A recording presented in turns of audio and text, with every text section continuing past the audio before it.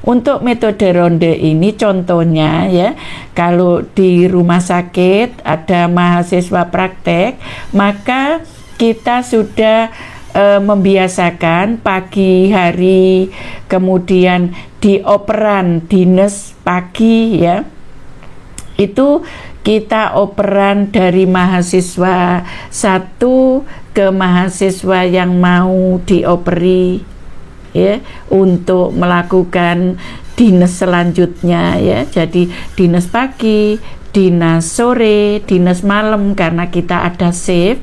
Nah, untuk operan itu kita membiasakan dalam suatu bentuk ronde. Kutas, kupas, tuntas, mantap. Selamat siang, Assalamualaikum warahmatullahi wabarakatuh. Pada kesempatan kali ini kita akan membahas tentang metode khusus ya. Metode khusus dalam proses pembelajaran, khususnya di sekolah-sekolah kesehatan ya.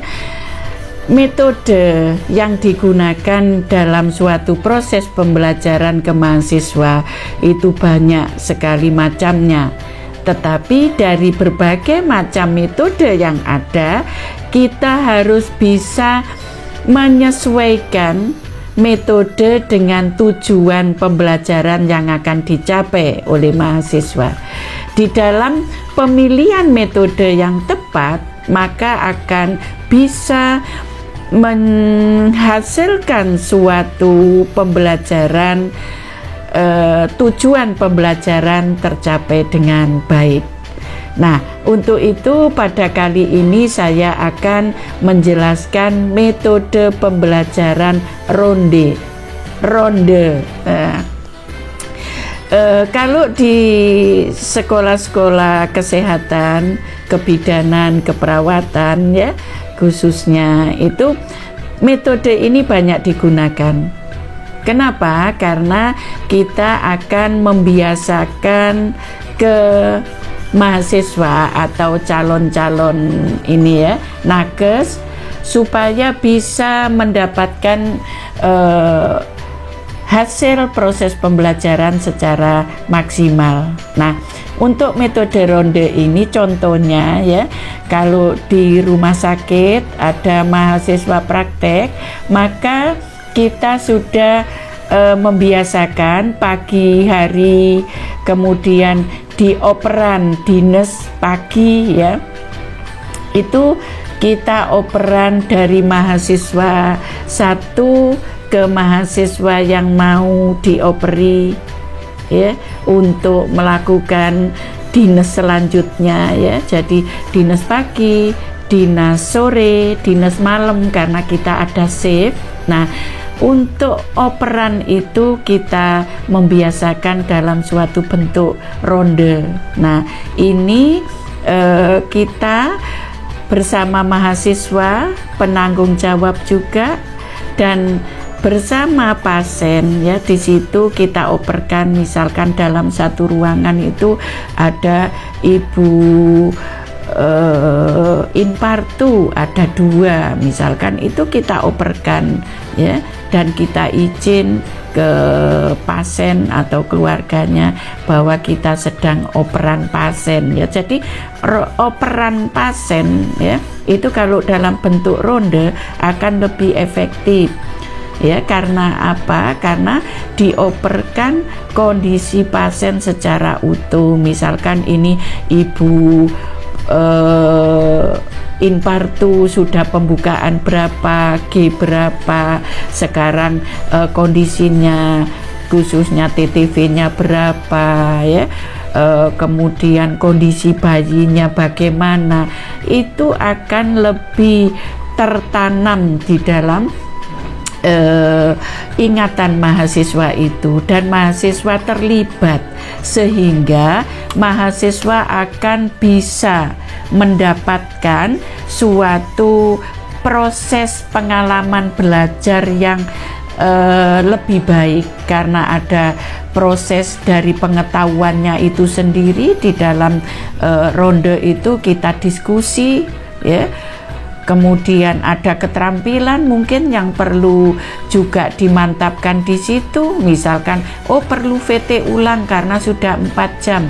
Dicek untuk mengevaluasi adakah kemajuan pada saat itu juga melibatkan keterampilan. Dan yang terakhir adalah adanya melibatkan sikap menghadapi pasien. Nah, di dalam metode ronde ini memang banyak kita gunakan di dalam pembelajaran khususnya pada pendidikan keperawatan, kedokteran, kebidanan ya, yang terbiasa untuk melakukan suatu operan pasien dalam bentuk ronde itu sendiri.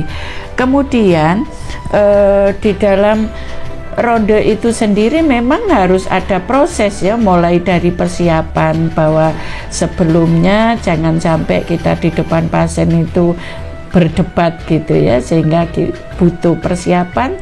Salah satunya adalah buku catatan medik yang kita gunakan atau status pasien. Kemudian di dalam pelaksanaan ronde kita juga bila perlu juga menggunakan alat-alat ya pendukung, contohnya kalau harus memeriksa TTV misalkan. Kemudian kita juga harus mempersiapkan buku yang akan kita gunakan untuk mencatat, dan buku pendukung juga ada di status pasien bahwa pasien ini mungkin ada perintah dokter yang harus dilakukan ya, misalkan itu ini infusnya itu dilanjutkan atau tidak. Itu di dalam pelaksanaan ronde sendiri itu membutuhkan suatu sarana, fasilitas ya, pendukung ya.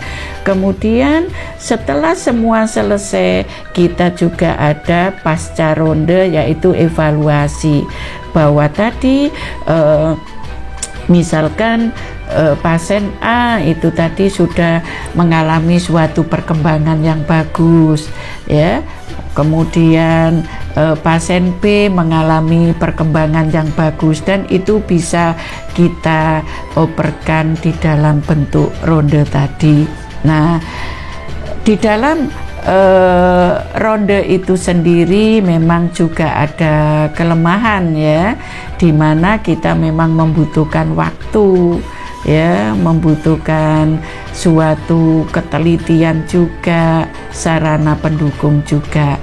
Untuk itu di dalam melakukan suatu metode ronde, tolong itu dipenuhi untuk langkah-langkah tersebut ya. Demikian tadi untuk metode ronde, dan itu sudah kita lakukan sehari-hari. Kalau dulu ada istilah morning report atau apalah istilahnya, monggo, itu adalah merupakan bentuk pembelajaran yang sangat efektif untuk memfasilitasi mahasiswa untuk menjadi mahasiswa atau nanti kedepannya menjadi nakes-nakes yang handal. Demikian tadi untuk penjelasan saya tentang metode ronde. Mudah-mudahan bermanfaat. Wassalamualaikum warahmatullahi wabarakatuh. Jangan lupa subscribe, share, like, komen. Matur nuwun.